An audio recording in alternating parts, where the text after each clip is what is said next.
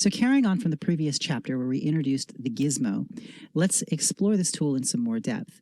I'm going to go to the tool palette and select the Polymesh star. Draw it on the canvas and go into edit mode.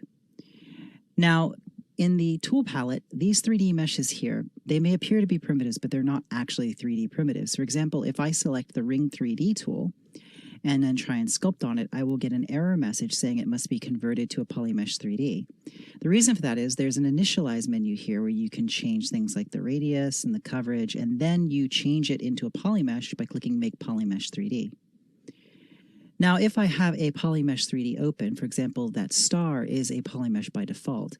If I go to Subtool Append and then append in one of those primitives, it will automatically convert it to a Polymesh 3D.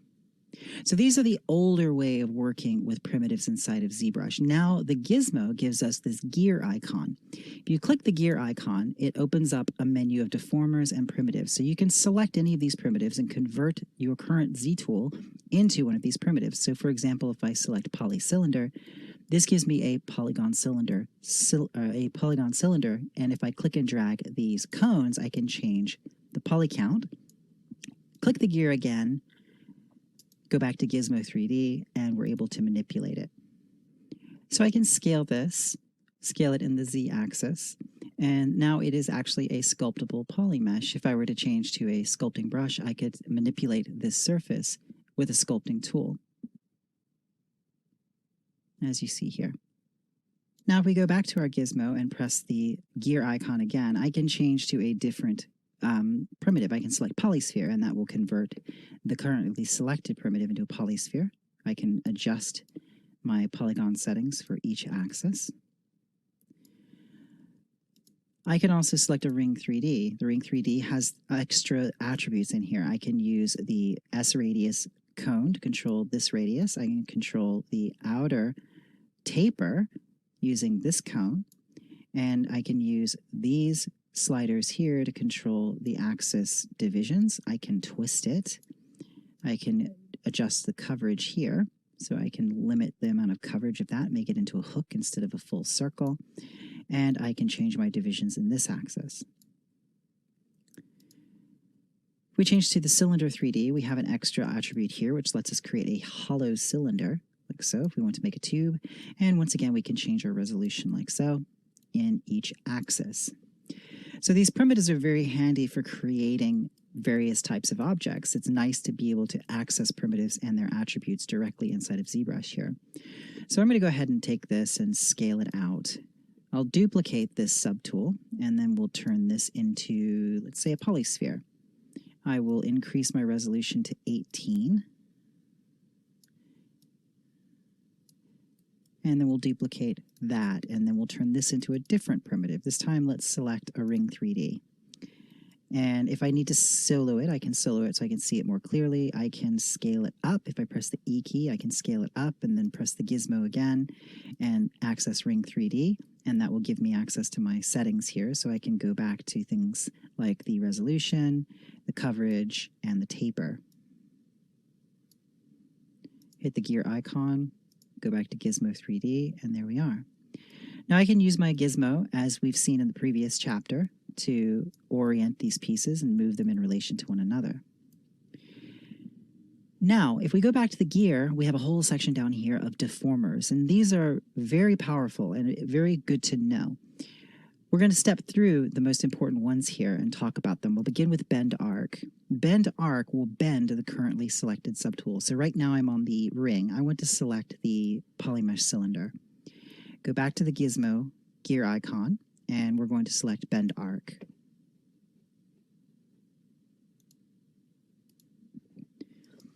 So we have a bend arc here, and each one of these cones is going to control one particular element. So I can control the twist. Let's turn on frame mode so we can see what's happening here. I can control twist.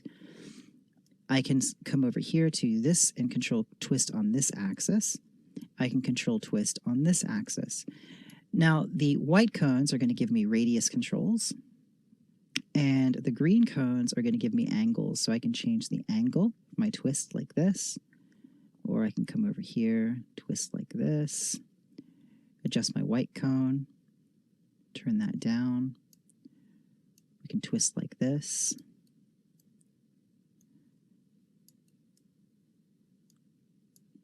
Grab this green cone here, and we can adjust that. Go into our center. We can turn this up and change our radius like so. And we can change our twist like this. You see how the twist actually functions. So let's take our radius and turn that down into a negative value. And we can change our angle just by moving this cone around. There you go. So you can twist things like horns, for example, or tubes. And of course, each one of these axes you can independently manipulate. There we go. Now, if I click the gear icon, I can reset it, and that resets those settings. I can come back here, and I can twist along this angle, and I can change my angle slider here. Let's go to this one. And let's change the angle here. You see the effect that we get. We're able to twist this around each individual axis. Let's go to our next one here. Twist this. Let's change our radius, bring that down into a negative. And let's adjust the twist angle like this. Bring this over here. Well, that's making a bit of a mess. So let's go ahead and change our radius on that. There we go. So now you can see that we can create some pretty complex forms using this particular tool. And if I go to my gear, go to Gizmo 3D, I have now accepted this. This is a sculptable mesh. If I sculpt on this, I can smooth this and manipulate it. So we'll go back to our original shape. Go back to our gizmo, and we'll go to bend curve. Now, I find bend curve much easier to use than the bend arc. Bend curve has these dots that are going in the z-axis right now. So if I use the slider here, I can change my axis. Let's change it to run down the length of the tube, and we'll change our resolution. Turn that up, and the more points we have, the more control we have over the bending. I can change the fall off here, so I can change the scale. I can squeeze it, and I can twist it. So we grab this one, we can twist this one.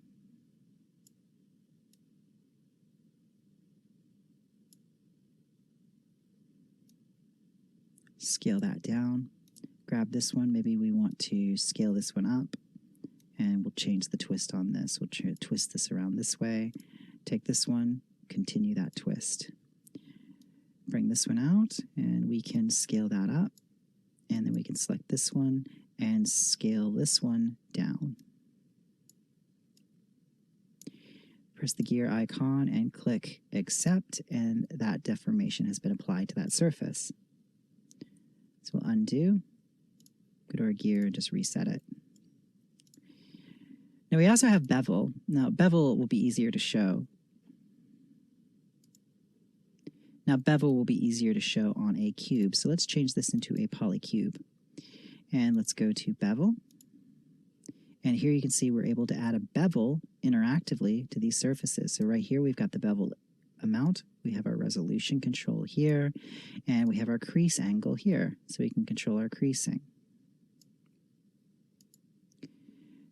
Next, we have a crease control, which will just control the creasing on all the individual faces or the visible faces.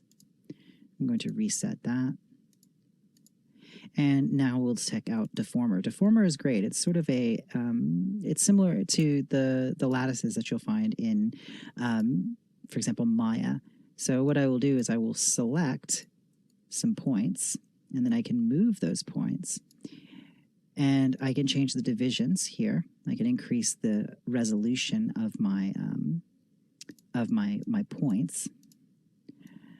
I can change the symmetry. Right now it's set to, if you mouse over this, it'll tell you it's either 1 for parallel or 2 for mirror. Currently it's set to 0 for none. So if I turn it on and then move these points, I need to make sure that I have a point selection here. So I will Control-Alt-Click.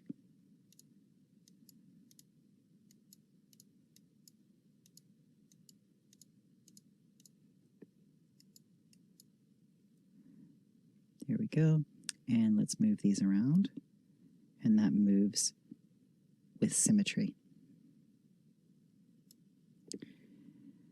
I can control the smoothness. Let's go ahead and move these again, and then we'll change our smoothness. You see it changes the smoothness of that transition. And that is something that we can change up here with the stiffness or the smoothness slider here. And we can change our symmetry on this angle as well. Here we can change our smoothness and our symmetry, so we can adjust that. But as you see, as you change symmetry, it will reset the deformation. So you want to have your symmetry set before you go in and start making a lot of time and effort on changing your settings. Next, we have Deformer Hard.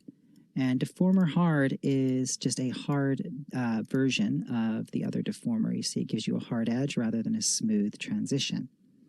You just grab the points that you want to manipulate. And then move them.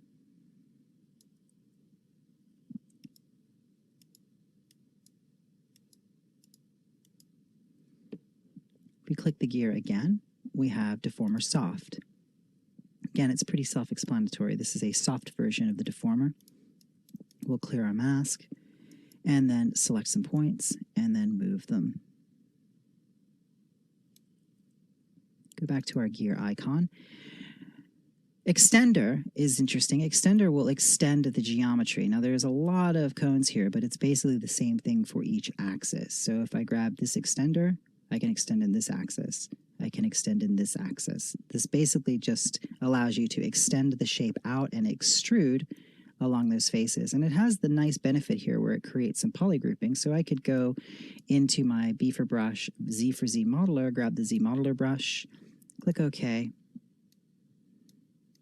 There's no subdivision levels on the mesh, so I can Q mesh, polygroup island, and I can just click drag this out and create banding like that based on that extensor. Go back to our transpose deformers again. So that was extender. We have a flatten tool. The flatten tool can be very, very handy. It literally just flattens along a particular axis. So we can flatten things down like this, which can be very handy. We also have, if we go back to our gear, sometimes it can be hard to see the gear. It's usually in the upper left-hand corner. We have the ability to inflate, which is the same, except it's inflating. So you can already see how we can create some pretty neat, complex shapes like this just using deformers. We also have the ability to multi-slice, and the multi-slice does exactly what it says. It slices along an edge. So here I've got the X resolution. I can set my slicing.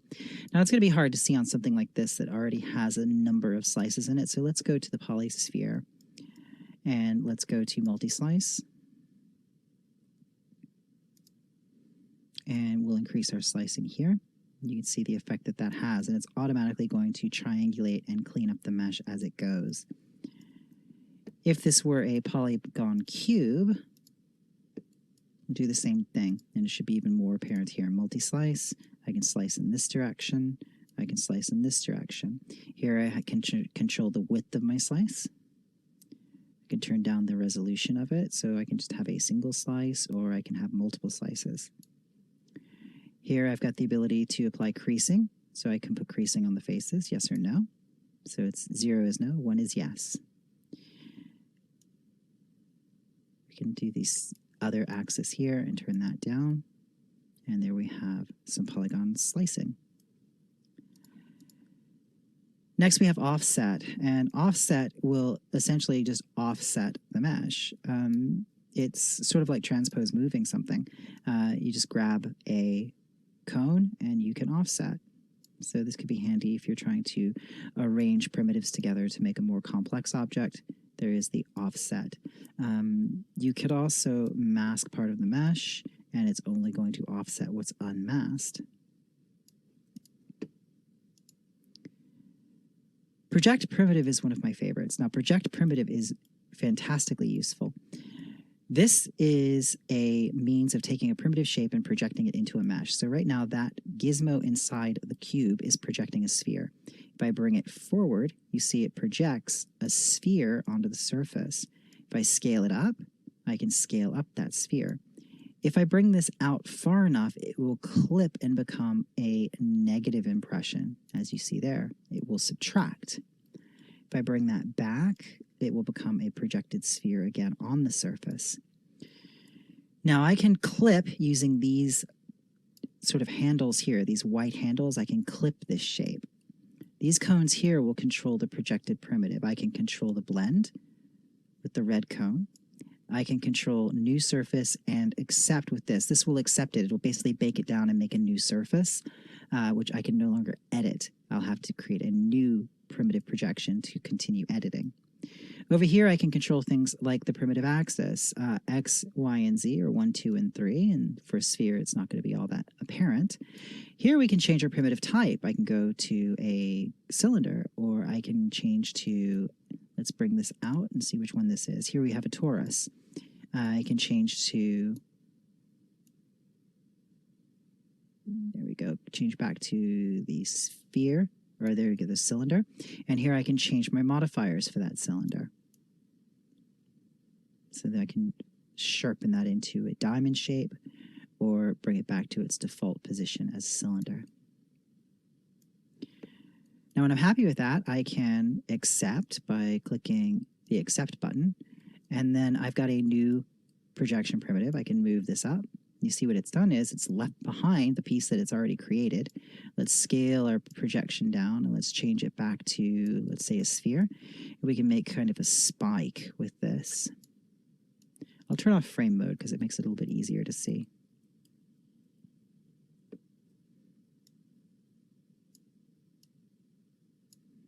There we go. And bring this up. Now I can offset this to the side. I can have this projecting out. I can also, over here, I can change my X opacity. So if I turn that down, it sort of turns down the volume of the projection in each axis. I can turn down the opacity this way. I can also adjust the maximum displacement. This allows me to clip the displacement. You see I can clip that down. I can adjust the opacity, which is sort of like turning the volume up and down on it. And I can change the grouping, so I can apply polygrouping or no. Down here in the lower corner, we have the ability to adjust symmetry. So we have X symmetry. I can turn on X symmetry if I would like to, and that will give me symmetry in the X-axis. So I can have two of these. I can have Z symmetry, and that will apply it to the Z direction as well, and I can have Y symmetry. So you can create some really useful, interesting shapes with this particular tool. Project Primitive is one that I use quite a lot. Again, if you are complete with this particular one, you can accept it. And now you've got a brand new chance to take this, move it, and then do another projection. So it doesn't have to be all or nothing. You can create a projection, accept it, and then move that same shape over and continue making new shapes. And you can manipulate this projected primitive like you would any other primitive shape in ZBrush, just using this gizmo. If I want to create geometry from that, easiest way to do it is hit the gear and accept. And now that is a polygon object, just like so.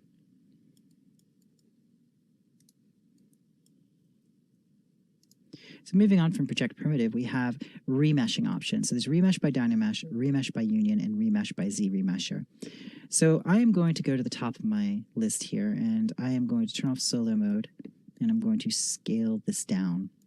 Remesh will allow us to basically group objects together.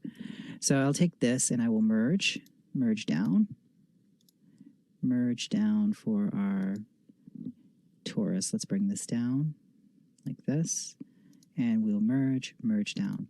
So I've basically merged all of these into a single subtool. clear any masking on there, and then go to the Gizmo, and we will do remesh by Dynamesh. And what this does is it allows us to just remesh with a target polygon count. So I want a target polygon count of 500,000, and I can see what I end up getting with each one of these target polygon counts. It's actually pretty handy. You have Dynamesh remesh now. We exit out of that, click accept, and then we have remeshed those together to that target polygon count. Now, you can also remesh using remesh by union, and this is really nice. This will not Dynamesh. It doesn't change anything but the borders where the meshes join, and this is really handy for hard surface. If I click remesh by union, it does a union remesh, so everywhere those meshes are joined together, if we zoom in, you see it's cut new geometry, and it's joined them. So there's no more interlocking, intersecting sort of geometry in there. This is all just a single volume. Lastly, we have remesh by Z-remesher. So if I select that, I can set my target polygon count. Let's set our target polygon count to 5,400 some faces. And this will run Z-remesher on this object. So this is a very handy way to go about accessing Z-remesher and dialing in exactly the polygon count that you want. That and being able to dial in your target polygon count for Dynamesh is pretty handy. So we'll let that finish processing and see what we get. May or may not be useful. Oh, there you go. That turned out pretty good. Now, of course, this doesn't give you all the options you have if you go into actual tool geometry Z-remesher, but it's quick and it lets you dial right into a target polygon count. So that is pretty handy.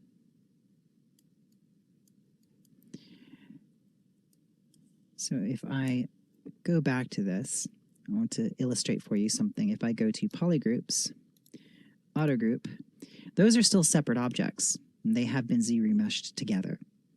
So what I would like to do is make sure that they Z-remesh as a single volume. So that's why I would go to remesh by union first.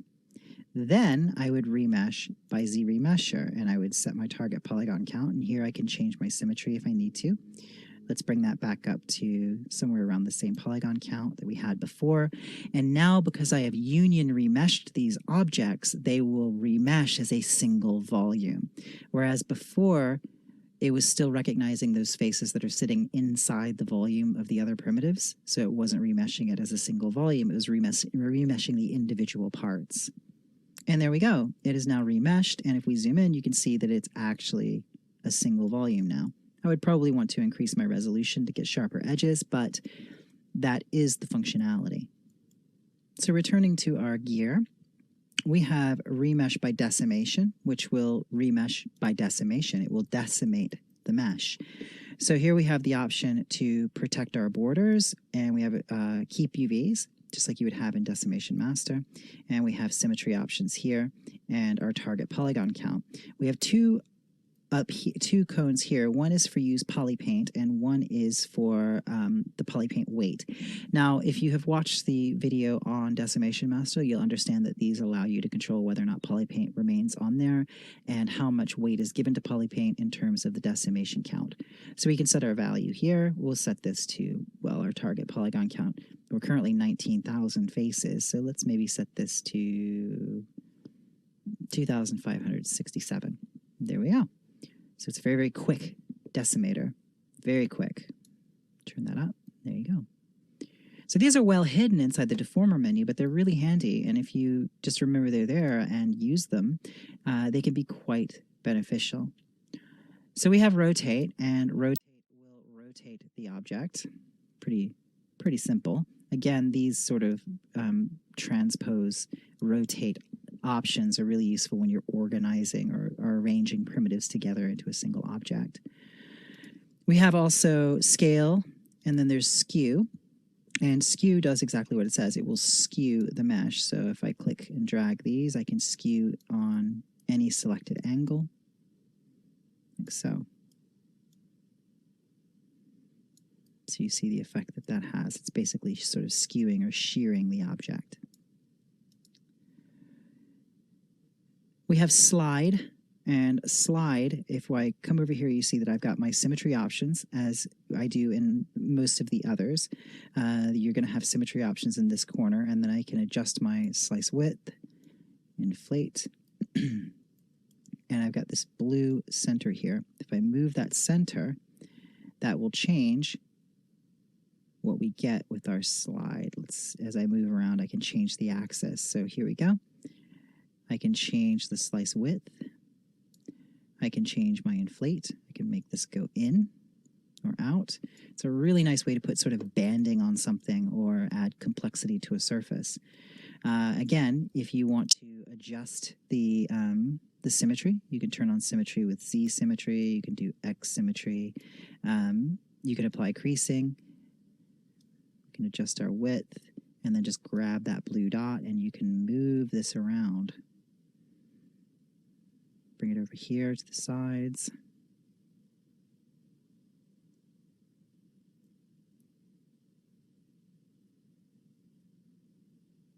There we go. We return to our gear. We can smooth, which is essentially smoothing. It's pretty self-explanatory, except it does allow us to smooth in selected axes. So that could be quite handy if you want to keep one part sharp and another part smooth. We can do that here. We can change our smooth amount like this. Smooth all will just smooth everything. There is no axis control on that. So it's similar to taking the deformation smooth slider to your work. Smooth slider being right here. However, this is a bit stronger. There's smooth, smooth all, and then stretch. And stretch does exactly what it says. It will stretch the object. So some of these deformers are quite simple, but they can be very powerful when you combine them together and you've got a clear idea of what it is you're trying to accomplish. So beyond stretch, we click the gear icon again. We have subdivide, which will subdivide the mesh. And here we've got controls for the faceted division and smooth division. So I can make smooth divisions, or I can do faceted divisions, which maintains the faceting. So if we do, let's say we convert this into a polycube and then go to subdivide, if I use faceted divide, it keeps the overall hard surface quality of that cube, whereas smooth divide softens it down considerably. And that's the difference there. It's similar to taking this cube, going into tool geometry, and turning off the smooth modifier, dividing a couple times, then turning it on and adding the rest of your divisions. That lets you keep the hard surface volume of that cube. Whereas if I were to just add my subdivisions with the SMT modifier on, it softens it down. Go back to the gear. And now we have taper and twist. And these are two of my favorites. So taper will taper objects down. I use this a lot for making weapons and points and things like that. Here we can change the exponent, which is sort of the fall off, which is very, very handy. You can see what we get from that. I can taper the base as well. And then we have twist. And twist is great. It twists around an axis. You can already see how very, very handy this could be. We can twist like this, and then divide. We get this nice twisting form. So it's a pretty useful tool there. Let's take this, let's undo those subdivisions, and let's go to our gizmo. And let's do a polycylinder. I'll increase the resolution of the polycylinder, and let's go ahead and scale it up. And let's do a project primitive. I'll take that project primitive and move it over here, scale it down, and let's scale it up in the x-axis, and let's change our primitive type. Currently our primitive type is set to, let's see, where are we? Primitive type, I want to set this to cylinder.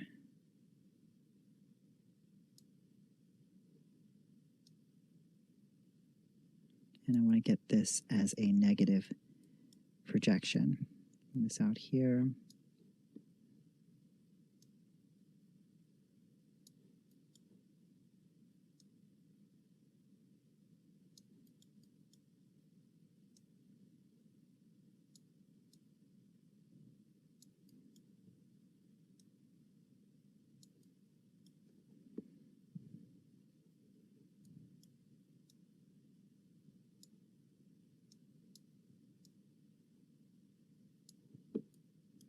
Bring that out until we get a negative. There we go. That's what I'm looking for. So now I'm going to scale this up, and I'm going to use my clipping to clip this down to here.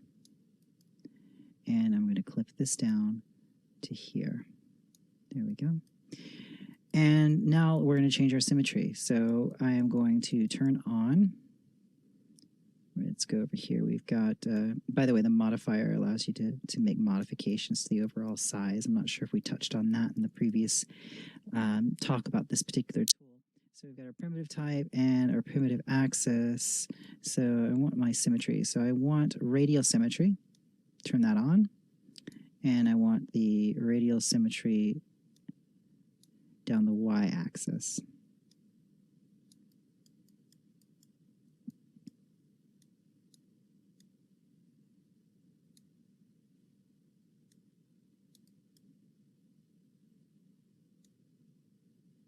There we go. So we can increase our symmetry count. Let's bring that to here. There we go. So I want my symmetry going radially around the object, and let's turn that up. There we go. So I will go ahead and accept this. Go back to my gizmo, accept. Let's get into frame mode, and let's go ahead and remesh this. We'll remesh this by, let's say, Z-remesher. And let's set our polygon count.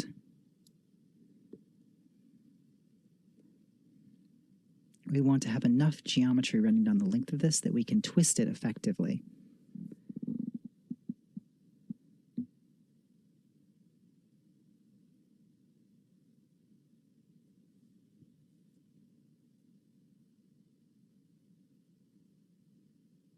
There we go. So now I'm going to apply a twist modifier. And the twist modifier that we just saw is under Gizmo, Twist. If I click and drag, I can twist that up this way, continue the twist that way, hit the gear icon, and accept. And there we go. That is a very, very quick and easy way to make a very complex form. So imagine trying to create that in Maya in the same amount of time. So the modifiers under the Gizmo are incredibly powerful, and hopefully this has given you some inspiration on ways that you can take these and use them yourself. My favorites are Twist and Project Primitive, and the remeshing options. I think those are the ones that I use the most often, as well as the bend deformer. In our lecture on Booleans, you will actually see me utilize some of these as well. I'll use the taper and the bend curve in that particular lesson to create some complex or some compound mechanical shapes. So let's take a look at these deformers in action. I have a polymesh star on screen in edit mode, accessed through the tool palette here. I'll press the gear icon on the gizmo and turn this into a cylinder 3D. Now the cylinder 3D has the interior radius control, which I can turn down, and I can give this a ring quality. Now I'm going to go to my subtool menu, and I will duplicate this subtool, press the gear icon again, and I will turn this one into a polycylinder. Now the polycylinder, I can adjust my resolution using the slider here, press the W key, and now you see we have two nested cylinders, and I will just scale this inner cylinder down slightly. Turn on the pizza box stack, so we are manipulating all subtools, and we'll scale this down in the Z-axis. We're going to create a shield. I will select the outermost ring, that first polymesh cylinder, And I will go to my Gizmo. Let's turn off the multiple modifier, and then I'm going to go to project primitive. Now I will bring this primitive up. Let's go ahead and grab the Gizmo here, bring that up, and we will scale this down. Now I want to change this into a spike. So we're going to change the primitive type and see if we can't get something a little bit more interesting. Otherwise, we will change the parameters on the sphere itself. So we'll stay with the sphere, and I'm going to go to the modifier, and I'm going to turn it down, and that's going to give us this nice spike look here. And I can adjust this. If we move it in a little bit, we can change where it's placed on the object. Let's just get a good placement here. Now remember, I can also change my clipping here if I want to, but I like those points on the end. Now we want these to run around the perimeter, so let's turn on radial symmetry. So let's come over here and grab this, turn radial symmetry on. Well, first off, we want our radial symmetry running around the z-axis, so let's turn that up and turn radial symmetry on. And then we'll drag this up and we get our instances running around the perimeter like this. Now if I turn down my scale on this, I can adjust it further. And there we go. Let's go ahead and move it forward just a little bit if we can. There we go. And if I'm happy with this, then I will accept. We've just turned that into geometry. Now I'm going to alt-click on the inner cylinder, and we want to give it some bulge, like the front bulge of the sphere. So I will once again go into my Gizmo, and I will do a project primitive. Now I'm going to turn down the modifier on this primitive, so you just have to rotate a little bit to get your bearings on where your manipulators are. So we're going to change this modifier back to a sphere. There we go. And I'm going to scale this up. Now I want to clip the back off. I don't need it bulging on the back, so we'll clip that, and then we can scale it down in the z-axis like so. And then that will give us our nice front bulge on that shield. We'll scale that up a bit. Maybe bring it out just a little bit more.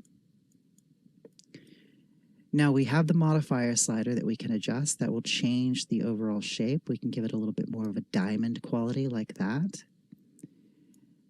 And if I'm happy with that, what I will do is I will come over here and click accept, and that bakes that into the model. Now I can take my Gizmo and let's move this back in space. So this is creating a new shape now. And as it moves back, we can create the scalloping in the back of the shield, the concavity. I want to adjust my modifier again, bring that back up to a spherical form. And there we go. We can accept that. And then drop back into the gear and click accept. So now we've created geometry from that. If we look at frame mode, you can see the underlying geometry that's created. If we want to clean that up, we can go to our gear icon.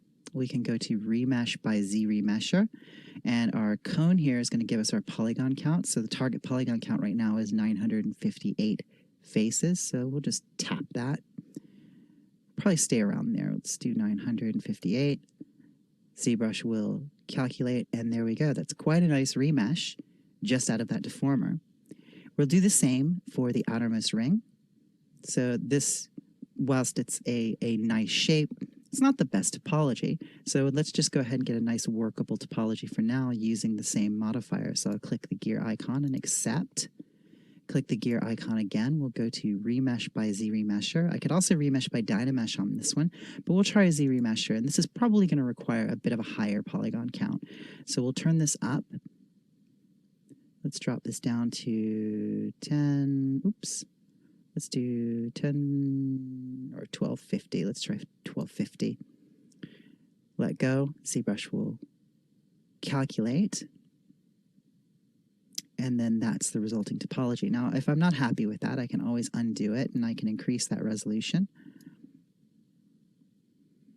And this doesn't have to be a final topology. We just want something that is workable for sculpting, and then we can revisit it with the Z-Remesher proper under the tool menu.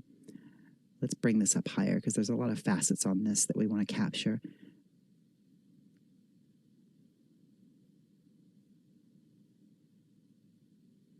ZBrush will process and turn off frame mode.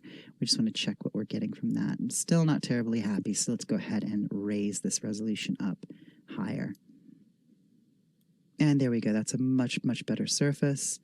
We don't have the triangulation or the strangeness going on there, and this is something that we can now sculpt on. If I go back to the gear icon and accept, and we can Alt-click to select this subtool here. We can add a couple subdivision levels.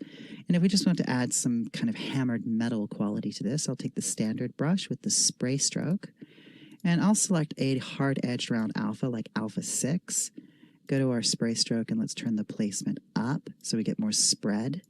And then if I hold down the Alt key, make sure our Z intensity isn't turned all the way up. Well, it's far too strong, so let's turn that down. Turn our Z intensity down. Turn our draw size down. Turn our Z intensity up just a little bit here. And there we go. We can get this nice sort of hammered quality to this metal here. I'll add another couple subdivision levels so we've got more to work with. There we go. And then I will Alt-click on the outermost ring of the shield, and we can add noise to this, or we can manually sculpt in. We'll go to the Noisemaker. If you haven't seen the video on Noisemaker, it's a tool that we talk about in an entirely separate chapter. We go to Surface and open up Noise, and it allows us to add procedural surface noise to an object. So here you can see we've got this nice overlay noise, kind of makes it look like some cast metal. We can change this if we go to the strength. We can adjust the strength on that. We can adjust the scale here. So let's just give it a nice overall noise. Click OK. And this is just a procedural noise projection. If I divide my mesh, right now it's only 50,000 faces, so let's divide it a few times so we've got the resolution to carry this noise. I'll go to Surface and click Apply to Mesh, and that will bake that down into the actual surface. So there we go. So just using ZBrush primitives and the Gizmo deformers, we have created a shield. So hopefully this has helped illustrate some of the ways that you can actually utilize these tools to create objects, models, and shapes here inside of ZBrush. So I hope you've enjoyed this lesson, and I will see you in the next. Thanks for watching.